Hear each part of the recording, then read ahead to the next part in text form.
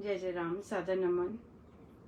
परम प्यारे राम, परम पूज्य गुरुजन, परम दिव्य आत्माएं और आप सबके मंगल आशीष लिए परमेश्वर कारण कृपा करके अपने श्री चरणों में लेकर आए हैं। उनका बारंबार धन्यवाद, अनंत बार धन्यवाद, अनंत बार धन्यवाद। गुरुजनों की कारण कृपा से वे हमें इस समय मन के रूपांतरण में लेकर आते हैं। उनका बहुत बहुत धन्यवाद, अनंत बार।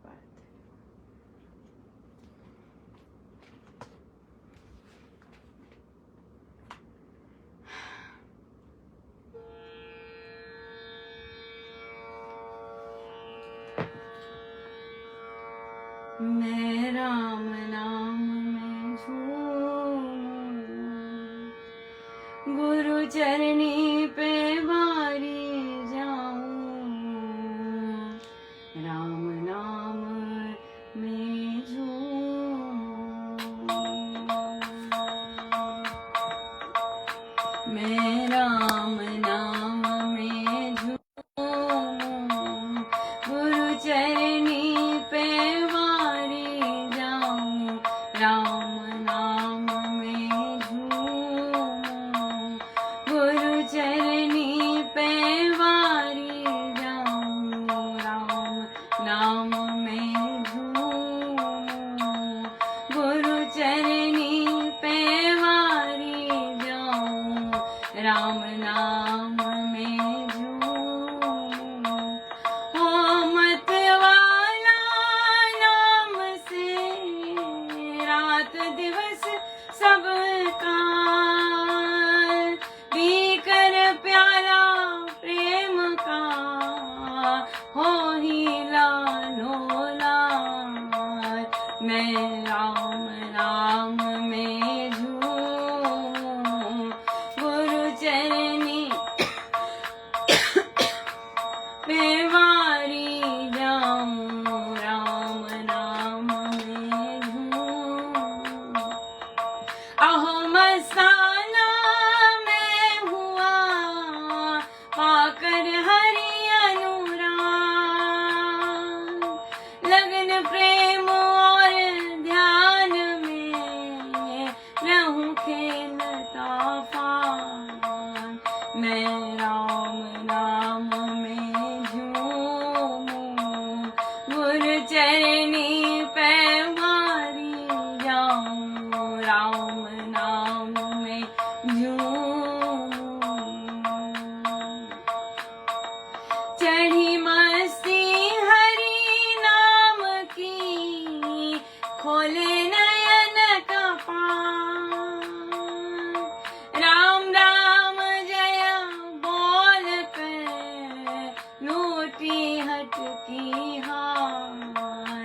मैं राम नाम में झूमूं, गुरु चरनी पे वारी जाऊं। राम नाम में झूमूं, गुरु चरनी पे वारी जाऊं। राम नाम में झूमूं, गुरु चरनी पे वारी जाऊं। राम नाम में झूमूं।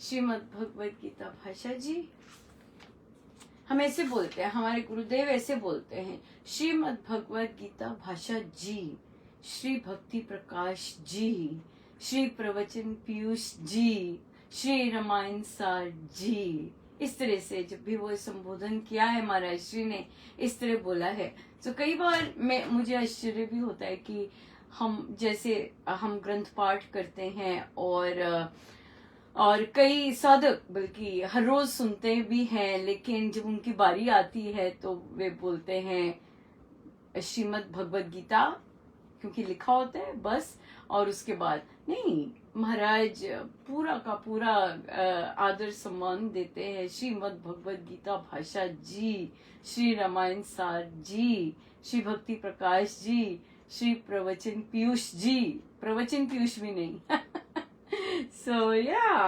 अच्छी बातें तो घोल लेनी चाहिए। आइए हम चलते हैं और हम हैं श्रीमद् भगवद गीता के महात्म्य ग पर, और दूसरा पैराग्राफ हम लेंगे यहाँ पर। श्रीमद् भगवद गीता में कर्मयोग की बड़ी महिमा है।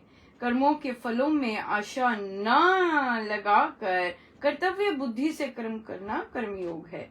कर्तव्यों को करते हुए मोह में, ममता में तथा लालसा आदि में मग्न ना हो जाना अनासक्ति है। अपने सारे कर्मों को अपने ज्ञान, विज्ञान, तर्क, वितर्क और मत सहित मन, वचन, काया से श्री भगवान की शरण में समर्पण कर देना, कर्तापन का अभिमान ना करना और अपने आप सहित कर्म मात्र को विधाता की भक्ति की वेदी पर बना देना भक्तिमय कर्मयोग है। यही सच्चा संन्यास है। श्री कृष्ण के समय में लोग ज्ञान और संन्यास को मत रूप से मानते थे और कर्म की निंदा किया करते थे। इसलिए श्री महाराज ने कर्तव्य पालन पर अधिक बल दिया और कर्म त्याग का निषेध किया है। सो ये सारे पैराग्राफ्स बहुत ज्यादा जबरदस्त इम्पोर्टेंट हैं और हम इन पर समय लेंगे इन पर चर्चा करने का। सो महाराज ने यहाँ पर कर्मयोग की बात की है और कर्म योग मतलब कर्मों के फलों में आशा ना लगाकर कर्तव्य बुद्धि से कर्म करना कर्मयोग है। राइट। सो हमारा जो आज का प्रश्न है हम उसे इसमें मिलाकर अंडरस्टैंड करते हैं कि कैसे हम डे टू डे लाइफ में जब हम एक्ट करते हैं और फिर कहाँ हम हर्ट हो जाते हैं या गड़बड़ कर जाते हैं, तो हम देखेंगे कि हम कर्म योग कहीं ना कहीं हमारा गड़बड़ हुआ है। ठीक है। तो कर्तव्यों को करते हुए मोह में, ममता में तथा लालसा आदि में मग्न ना हो जाना अनासक्ति है। अपने सारे कर्मों को अपने ज्ञान, विज्ञान, तर्क, वितर्क, मत सहित मन, वचन, काया से श्री भगवान की शरण में समर्पण कर देना, कर्तापन का अभिमान ना करना। सबसे पहले तो जितने भी कर्म किए वो भगवान की शरण में अर्पण कर देना।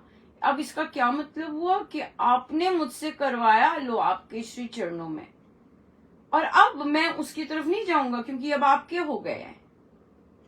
राइट। चाहे आपने जितने मर्जी मुझसे अच्छे काम करवाए, जितने मर्जी बहुत जबरदस्त काम करवाए, पर अब मैंने आपके श्री चरणों में दे दिया, अब वो मेरे नहीं रहे। अब मैं उस पर अपना लेबल नहीं लगा सकता, लेबल नहीं लगा सकती, उसका मुकुट नहीं पहन सकती कि ये मैंने करवाया, मैंने किया, प्रभु ने मुझसे करवाया, ये सब नहीं। क्योंकि अब मैंने अर्पण कर दिया। अब अर्पण कर दिया, वो मेरा नहीं रहा। अब वो जिसके अर्पण किया उसका हो गया, वो जो मर्जी उसका करें। राइट। कर्तापन का अभिमान नहीं करना। जब समर्पण ही कर दिया तो मैंने किया ये रहता ही नहीं है।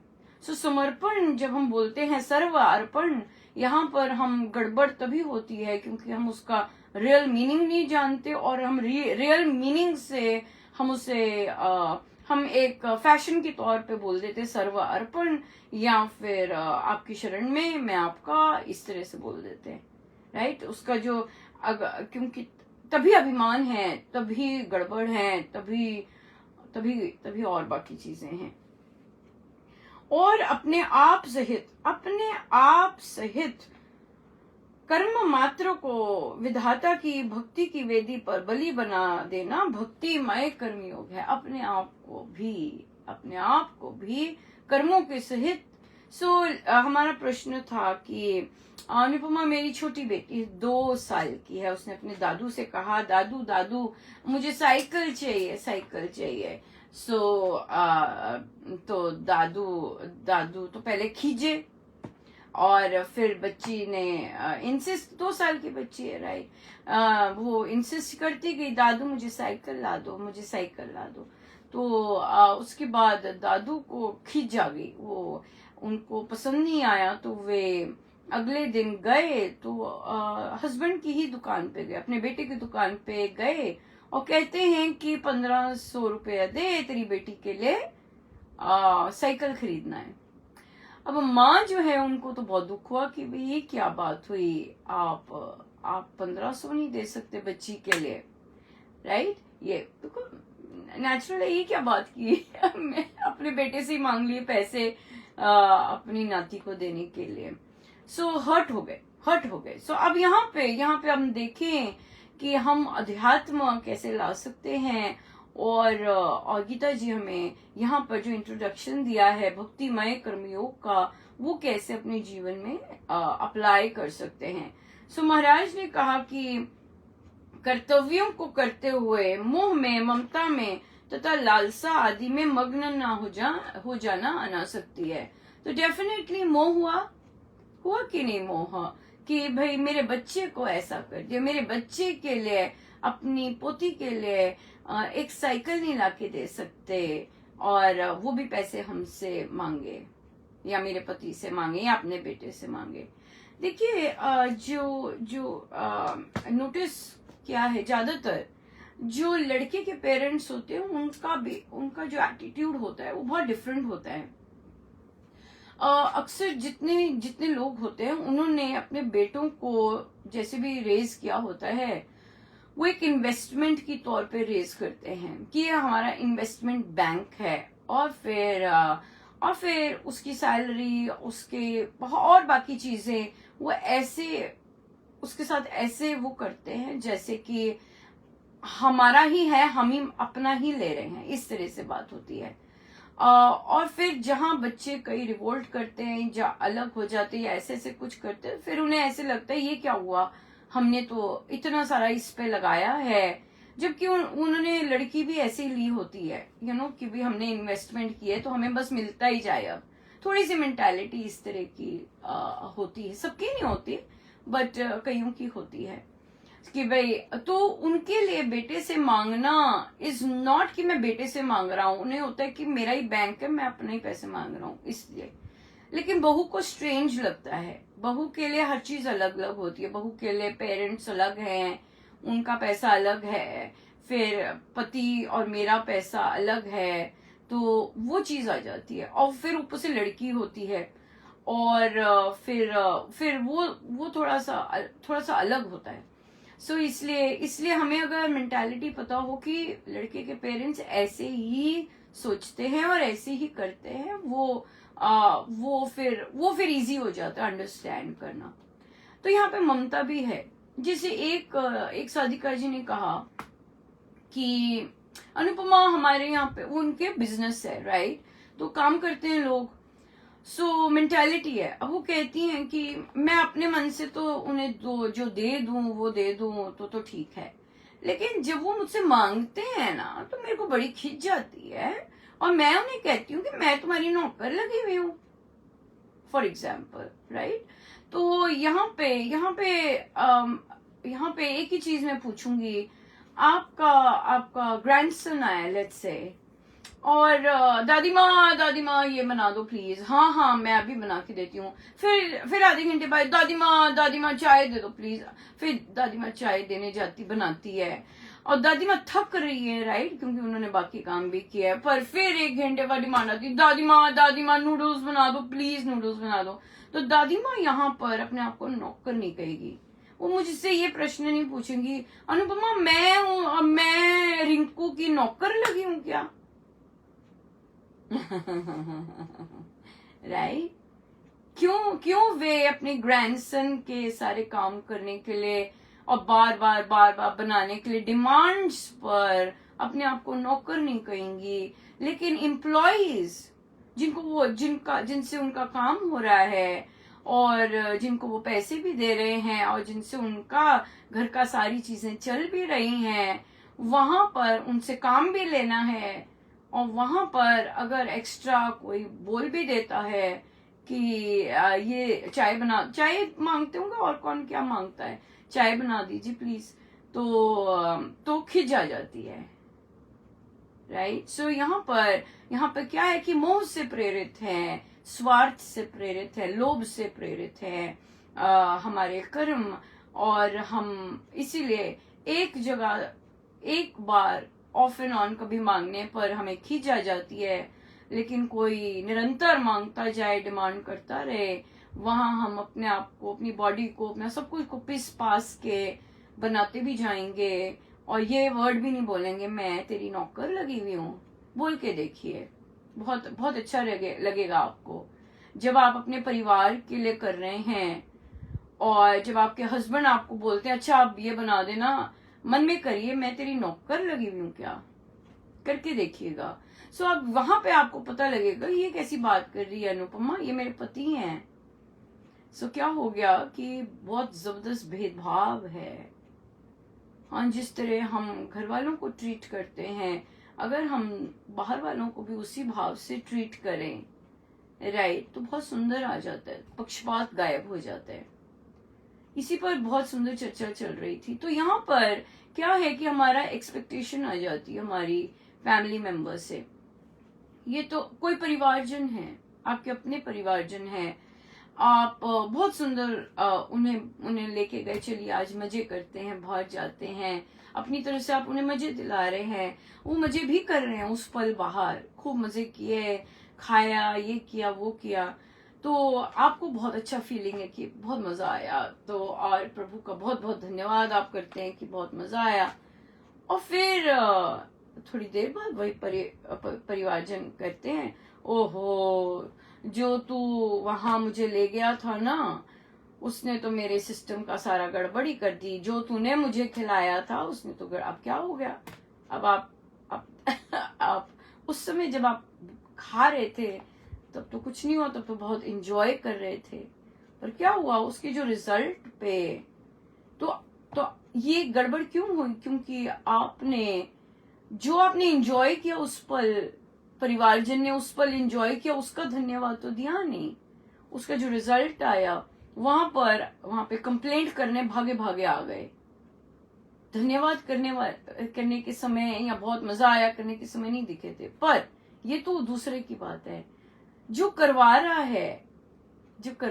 है अगर उसमें ये आशा हुई लो जी इनको तो लेके जाना ही नहीं चाहिए था, अगर ऐसे आ गई तो ये तो मोह है। अगर ये आया कि प्रभु कितनी सुंदर लीला है आपकी, कितना आनंद दिलवाया, परफेक्ट डे था, अगले को अच्छा नहीं लगा, ये तो अब उसके कर्म है क्या कर सकते हैं। लेकिन आप अपने उसी मोड में रहते हैं, धन्यवाद के मोड में रहते हैं कि भगवान कितनी दया आपकी कि मुझे तो बहुत मजा आया, है ना, मुझे तो बहुत मजा आया, अगले को आप में उस पल तो आया ही आया, दिख ही रहा था कि आया ही आया, राइट। सो इसलिए ये सारी चीजें जो हमें एक्सपेक्ट करते हैं या फिर रिजल्ट्स पे हम अपसेट हो जाते हैं, सो ये गीता जी हमें इनसे दूर होने को कहती हैं और उनसे दूर करती भी हैं। एक और प्रश्न था इन्हीं चीजों से रिलेटेड। सो एक साधिका जी ने अपना सारा, कहीं और रहते थे, अपना सारा जॉब ये सब कुछ छोड़ कर घर बेच बूझ कर बेटे के पास आ गए रहने, कि उसके बच्चे छोटे, हम टेक केयर करते हैं। अब क्या है, जब से वे आए हैं, जब से बच्चों को रेस किया है, बहुत साल हो गए अब तो, लेकिन एक चैन नहीं है, आज भी चैन नहीं है। सो वे कहते हैं कि मैं चाहती हूं मैं सम रहूं। सो उन्हें कहा कि ये आपकी आह है जो आपने चाह की थी, सब कुछ अपना छोड़ के बच्चे के लिए डेकर करने के लिए, है ना, अपने पोतों के लिए आए और उनको संभाला, तो वो आह चल रही है, वो आह चलती जा रही है। तो उन्होंने कहा कि नहीं, मैं जॉब करती हूँ कि मैं इन चीजों से निकलूं, बाहर इन चीजों से निकलूं। तो ये तो फल है, ये तो आपको फल मिल रहा है, वो तो आपको कर्म करना है कि अब जो भी अब हो रहा है, जो भी आह मुझे मिल रही है, मैं उसे स्वीकार करूं, राइट।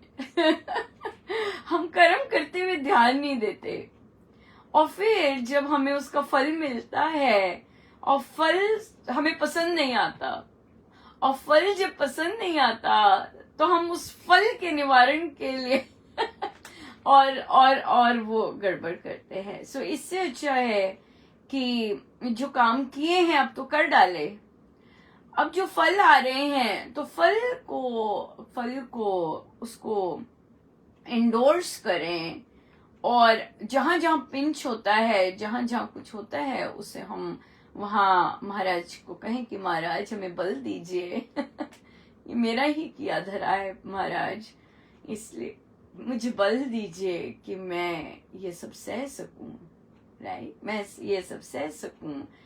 तो इसलिए बल ही मांगेंगे आप, क्योंकि वो जो कर्म हुआ है उसका वो चपेट में आएगा और अभी भी आप लिपटे हुए हैं उसी में। इसलिए ये सारी चीजें, हम फलों पे आसक्त हो जाते हैं, हम कर्मों पे आसक्त हो जाते हैं, हमें फल पसंद नहीं आते, और या फिर हम मोह में आकर हमारी एक्सपेक्टेशन हो जाती है।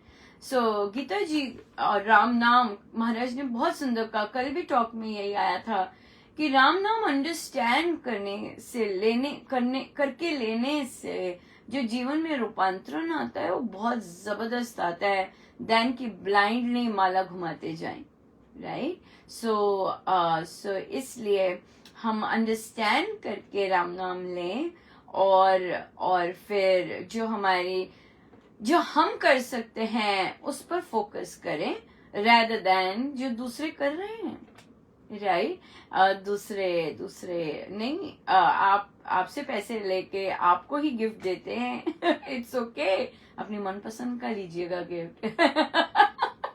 अपनी चॉइस का कलर लीजिएगा कि डैडी अब आप यहीं से ले रहे हैं तो ये वाला कलर लीजिएगा, ये वाला बच्चे को पसंद है। उसको पॉजिटिव वे में हंसना तो मुश्किल होता है क्योंकि आप हर्ट हो चुके हैं कि ये क्या हुआ है, पर अगली बार ऐसा हो तो चॉइस रख दीजिएगा कि डैडी बच्ची ये मांग रही है तो ना ये वाला कलर देना और यही वाला कलर देना, आपको पता तो है कि यहाँ से, या फिर आप मांगेंगे ही नहीं, आप बच्चे को कहेंगे चल भाई हम मेहनत करते हैं, हम सेव करते हैं और हम लेंगे। तो यहाँ पे आप बच्चे को सिखा भी रहे हैं कि दूसरे पर निर्भर नहीं रहना, गिफ्ट्स के लिए भी जब मन करे इतने सक्षम हो कि जब मन करे गिफ्ट लेने का अपने आप को गिफ्ट भेज दे, राइट। या बहुत इंटरेस्टिंग है, हम चलेंगे इस यात्रा पे। गुरुजनों का बहुत बहुत धन्यवाद, अनंत धन्यवाद। आइए हम सीधे होके बैठे, अपने प्रभु अपने गुरुजनों के श्री चरणों में बारंबार नमन। अनंत